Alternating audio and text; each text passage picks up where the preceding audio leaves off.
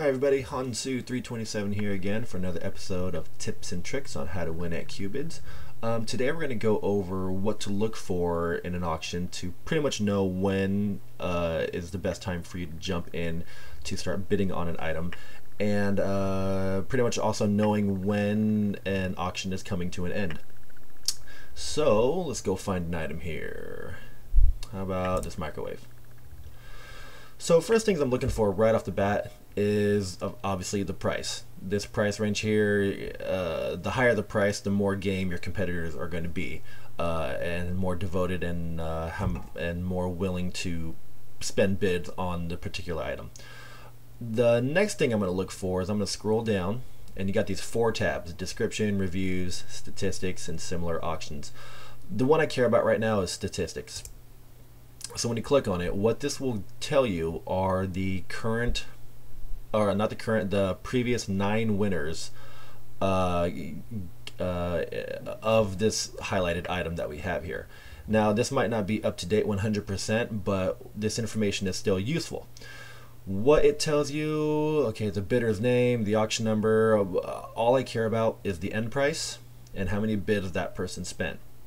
So right here or where the end prices for each individual who won that current item, and that'll give you a rough, and I'll emphasize rough, estimate of what the final price of the current auction I'm in could be, as well as how many bids that person spent to reach their final end price. You don't want to take each item, add them up, divide them by 9, and use that as your sole tool, because you can see the numbers here are there's such a wide range in between everything that just doing quick math like that and relying on that wouldn't be smart. Also, bid spent, we have a winner from 5 all the way up to 255. Holy cow, he really wanted that. So again, it's just a rough estimate of when you think the final price will be for the current auction to end. So now I'm going to scroll up here, and I'm going to see we're at about $1. I'm going to go back down. Couple people won it in the dollar range, you know, but then it went all the way up to 11, 13, 6.99. So since it recently went up really high, I would hold off a little bit. Another thing I'm going to look for is I'm going to put my cursor over each individual person that is bidding in this window over here. Now if you hover your cursor over a name, it gives you a little bit of information: when they started Quibids, where they're from. You don't care about that. Also, their achievements. The achievements could be helpful. You have an option to hide your achievements, or badges as they're called on Quibids here. And what that will tell you, that pretty much tells you what they've currently done. And that can also tell you how game they are, or how long they've been in Quibids, or how experienced they are. Because you can have some people who have not been with Quibids for a long time who have 1 million achievements. That person is hooked and they are game. Another thing I'm going to look for is what they are currently bidding on. Now, just because this item here is highlighted for me does not mean this guy's bidding on that exact same item, which in this case is perfect because he's not bidding on a microwave. A lot of people will enter in auctions thinking they're going to win a $20, I don't know, appliance, when in that exact same auction someone's going for a Xbox Live gift card, and it could be some hardcore gamer. So you want to use that information to kind of realize what kind of person you're bidding against, and you know, if it's a genre or a category of something that's incredibly desired over what you're trying to win in your auction. I hope I worded that right and hope it made sense, because if these people are going something that was probably more popular than your microwave, you probably want to be more wary before you spend a bid in the auction. Another piece of information I'm going to use in this information tab here is, are their last 2 current wins? What were they? If they were cheap little items, they're now in an auction where the price is $120 like this one, they're probably somewhat new, or they just went on a hot streak for a low priced item, so they're feeling more confident. and so they might be more game. One huge thing I look for too, as I look for in this information, if someone's latest wins are 250 voucher bids and 250 voucher bids, I will wait a long time until I place a bid to see if that person either burns themselves out or if they're going to take over the room. Because if they have 500 free voucher bids that they just currently won, they are beyond confident. Those are free bids. They're losing nothing, and they're just going to dump them and waste them on whatever item they want to win. Now, another thing we're going to look for is the 1 second rule, which I call the 1 second rule.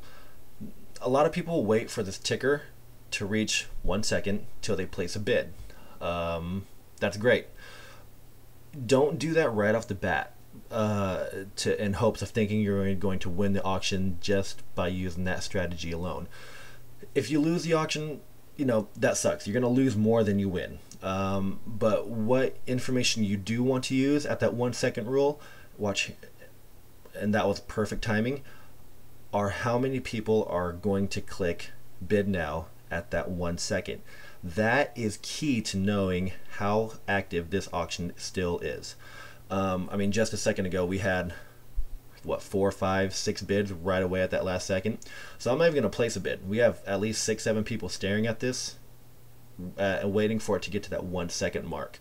So don't waste your bids and jump in right now like these people are doing. I'm hoping while I'm talking here that ticker does reach 1 second so you can see it happen again, because it won't even reach 1 second.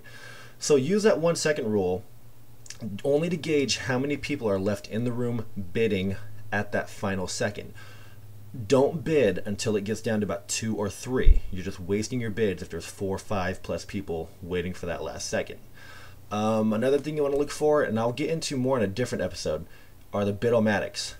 If there's 2, 3 people going at it at bid-o-matics, let them burn their bids out and don't jump in there because the room is still hot. The room is still active. When you do want to jump in, you want to gather this information here like I first spoke of. Get your rough idea of where it might end up at. With this information, just looking at it, honestly, for the most part, they ended in a low dollar range. Barely over $1 in some cases, and we have 2 really high ending prices right there. So I wouldn't be surprised if this auction ended, honestly, any time now to about $3, $4. Oh, look at that. Look at that. So another thing you want to look for, what was I saying there?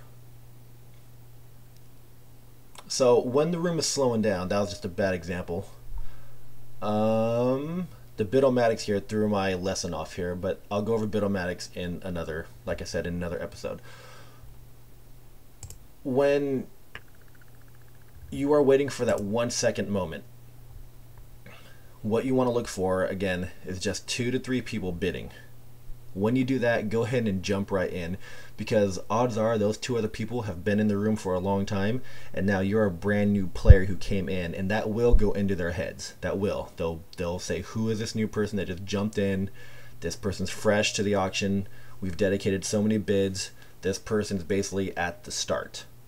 So, and stay aggressive with it until you, unless, I won't say until they come back with a vengeance. And what I mean by a vengeance is if they start fighting you for this #1 top spot.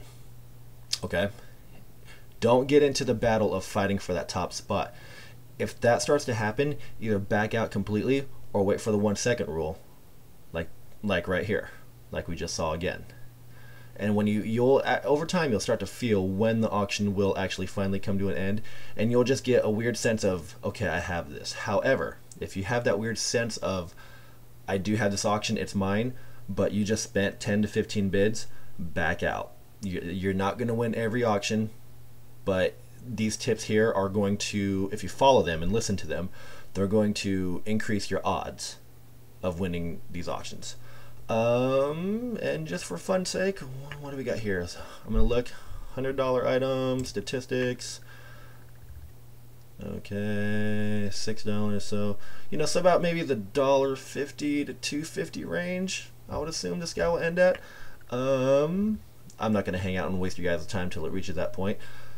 but it's just good information you want to see. Oh, almost forgot one thing. So these tabs here show their person's last 2 wins. If they only have 1 win, they're new. Well, obviously besides the date, but experience wise and how often and how many auctions they've been in, they're still brand new. If it says never wins or only has 1 win, for you new people out there, you're not intimidating the room. So your best bet is to not try to bully your way in by taking this top spot, because people on here have egos and they're going to fight you for it for the purpose of just not letting you win. So use these strategies to increase your odds, and just keep in mind that it will take some luck. I think that just about covers it. Oh, one more thing. With everything I just said, as you can see here, as you go into each auction, like I mentioned before, if you want this item and you don't get it, and I'm repeating myself here because I can't emphasize it enough, is do not waste your bids in getting into those bidding battles with somebody. Let them have it and try again later when the item comes back up. Because even though it's the same item, the same price, each auction is still a little bit different from the previous. And that information is obvious through these ending prices right here. I think that covers it. Please email me at hansubids@hotmail.com. Comment below, and happy bidding. Don't forget to send me a friend request. And that's about it. Be patient, y'all. Take care.